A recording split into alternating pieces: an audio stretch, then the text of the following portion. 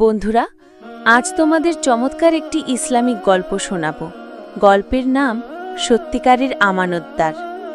একবার এক বণিক সফরে যাওয়ার আগে তার বন্ধুর কাছে আমানত রেখে যায় একটি লৌহের সিন্দুক। বণিক সেই সিন্দুক নিরাপদে রেখে দেয়। অনেক বছর পর সেই বন্ধু ফিরে এসে তার আমানত চাইল। বণিক তাকে খুশি মনে সিন্দুক ফিরিয়ে দেয়। বন্ধু সিন্দুক খুলে দেখে তার ভেতর রাখা সোনা রূপা সবকিছু অক্ষত। সে বিস্মিত হয়ে জিজ্ঞাসা করে, তুমি এত বছর পরও এত কিছু রক্ষা করলে কিভাবে?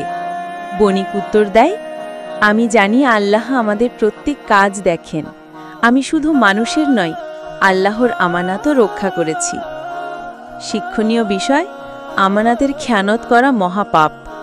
আল্লাহ আমাদের সব কাজ দেখেন, তাই মানুষ না দেখলেও সততা বজায় রাখতে হয়।